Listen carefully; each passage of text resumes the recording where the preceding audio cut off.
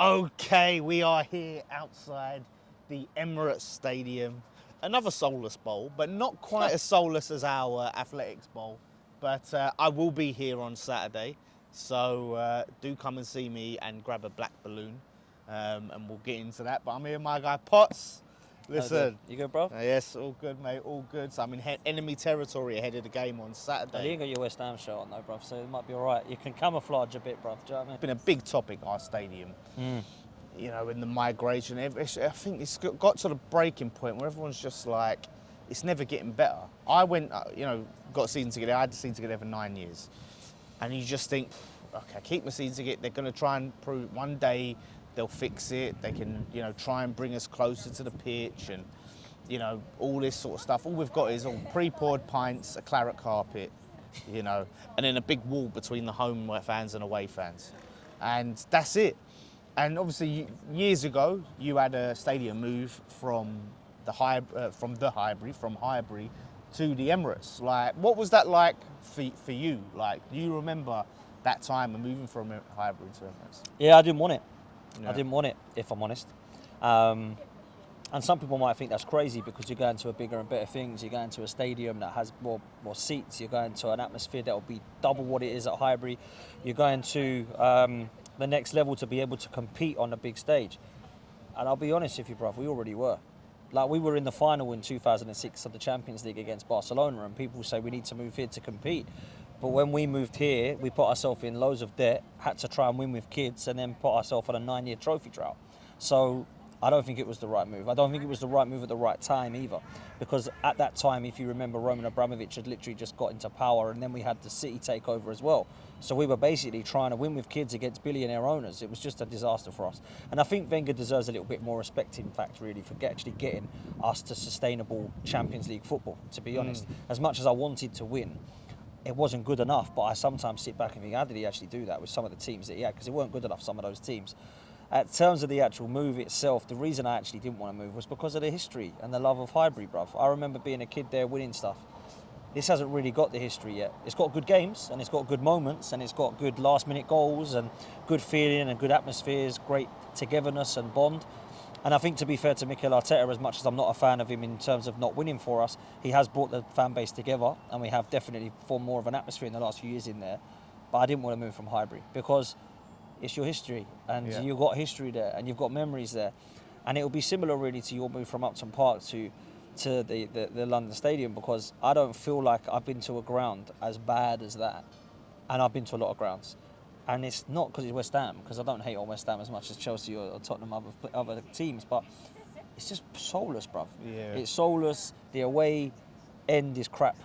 The ground is nice, but like you say, to go and have a nice pie and a pint, but you go out and you think, what is this? This is an Olympic stadium, and they're trying to make it a football ground, and it ain't fit for purpose, bruv. So if I was a West Ham fan, and I come from Upton Park, and I know how good that was, and I said on my channel how much I think that Upton Park was electric, you come into this and you think, I might as well just watch it at home. I'm in the pub with my mates, because this is a joke.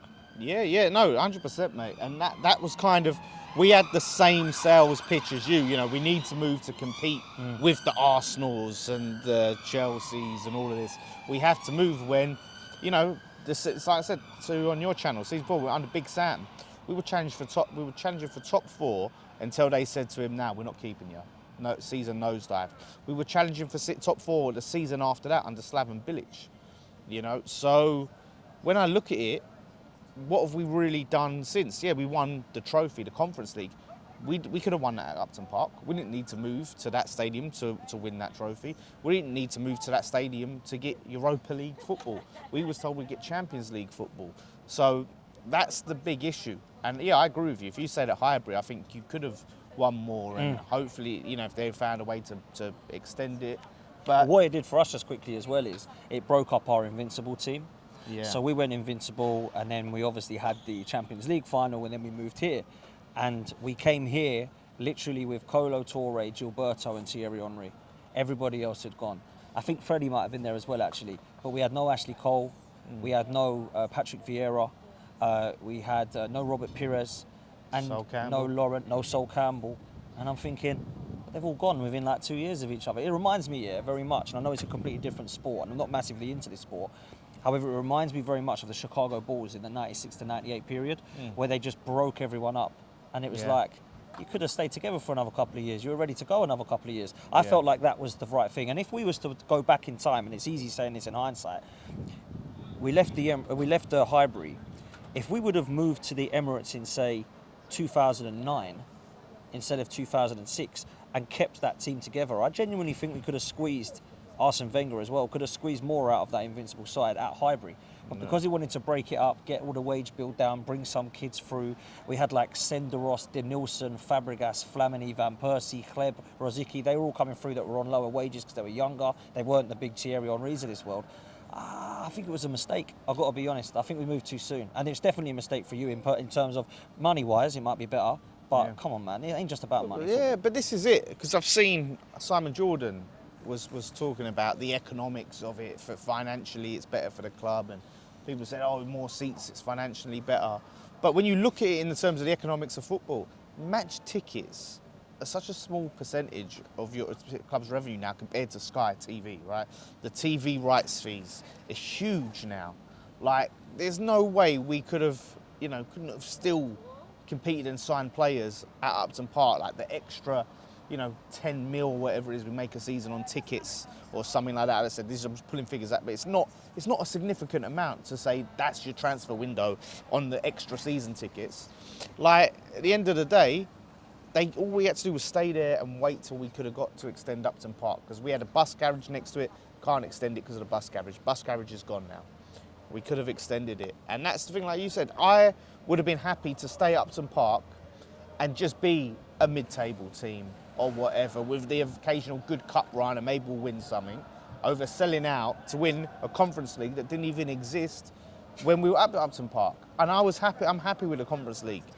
But what we've got now, and I said this before, we deserve better. It's so bad. Like, you see it. You're in a home ground, in a home section, and you'll see an Arsenal fan there and a Man United fan there, and and it makes you realise it's not your home. So I don't know, to you this probably feels like home now, right?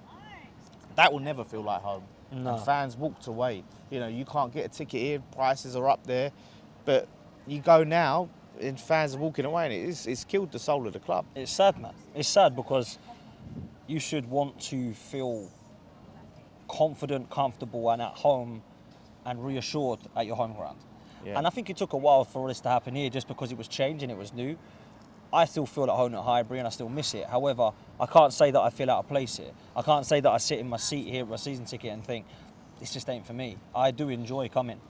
That's the bare minimum that you could expect to go. When you're going into a ground at West Ham and you're thinking, I want to get out of it, this is crap. I mean, look, the football you want to see, that ain't been the best of the times of late either. So, yeah, I totally get why the fans are protesting, man. I don't think the decision making by the ownership has been good at West Ham. I think the decision for me is pretty abysmal. The stadium atmosphere is dead because of their decision there. The decision to sack Moyes and replace him with two managers that weren't up to it was a bad decision, in my opinion. And I don't think the recruitment's been great at West Ham. I've got to be honest, I don't think the recruitment has. Like, I don't really know on one hand that I can count many strikers that West Ham have had that I've gone, oh, wow. I've got to go back to Di Canio or like one of those. Antonio, I know he's done well, but you don't look at him and think, wow. I think recruitment's not been good at West Ham. I think the stat is, I think it's something like Gold and Sullivan in their tenure signed 48 strikers. That's in 15 years, 48 strikers. How many of them have done anything? Yeah, I think you could probably count on one hand how many have got like double figures. Bowen and Antonio, plus. Like the two that I look at now. And Bowen's not even really out-and-out striker. No, Bowen's not a striker. Arnautovic was another one. He was a winger that was converted to a striker. Andy Carroll had his moments. Diafra Sakho had a good season. So you can honestly count on one hand like how many strike, and the rest, Jonathan Kaleri, Simone Zaza, Haller, Scamacca, yeah. We had your guy Lucas Perez. Yeah, we've had a few of ours. Yeah, John Carew. Oh my God. Yeah, honestly, it's out of that list, it's insane. And that's what it comes down to. There's no plan, no vision, no structure. We brought in a director of football while Moyes was there. Moyes didn't want to work under director of football. So we was in this weird stalemate of, okay, we'll try to work together. And we've got this little transfer committee of Sullivan, Steidton, Moyes, and they'll all pick their players. then Moyes ends up wanting to go now because you offer him a contract, you take it away. You don't want to be a head coach, he wants to be a manager. He's gone. Steidton's still there. We have a summer. Then with Lopetegui, Steidton's gone in January, and then Sullivan's doing the transfers. It's all over the place. But this is it. Like, to me, it's get him out no matter what. Nuno's here. Obviously, we're playing you guys. And I back Nuno, want to support him, but we can't just let, a good result against Arsenal, if we get it, just take the momentum out of the protest. It's not about results. And again, it will only ever be short term. And like I said, I'll be here. Part of the protest, we're doing the black balloons at away games. So I've got like 100 of them.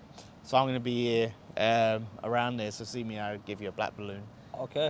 And it's just these little things to get media attention. And he hates that.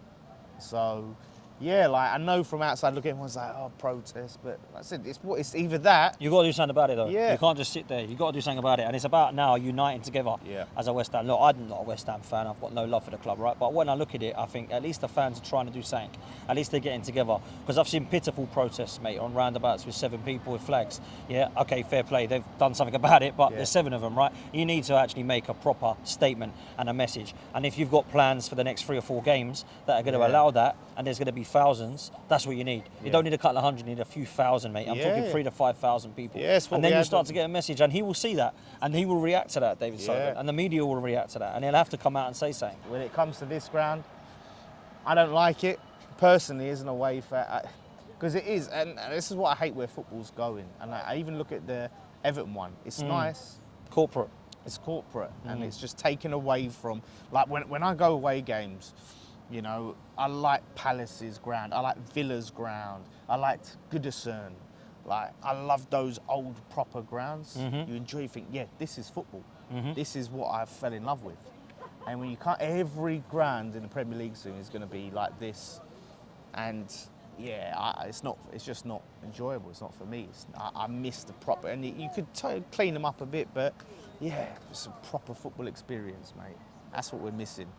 But again, it's better than what we've got. At least it's purpose built for football. Ours, it's an athletics track. It ain't. It just ain't. Yeah. And look, I agree the corporate thing is a frustration, and I think that is now changing. I've not been to Everton's new ground, but I imagine it's nowhere the level of Goodison. And that's actually a good comparison for you guys, because Goodison was proper, Upton Park was proper. Your ground now isn't. The Everton one looks stunning, by the way, unbelievable. But is it going to be the same? I don't think it will be. The Tottenham Hotspur Stadium from White Hart Lane probably won't be as beautiful. No. It's great. I hate to say it, but it was the atmosphere was terrible from the Everton fans at that home game.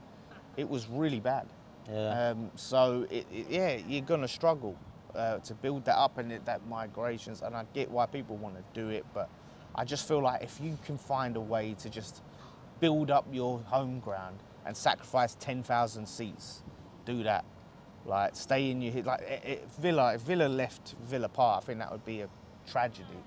Newcastle were trying to move from St James's Park. And all these stadiums, they've got no character. No. Everton's one's got You'd no rather character. them extend their stadium currently. Yeah. Like, if I said to you now, you're staying at Upton Park, but you might have to move stadiums for a season to do that up, you'd be like, cool. Yeah. That's fine. Easy. Go to Wembley for a year, like Tottenham did, or whatever it be.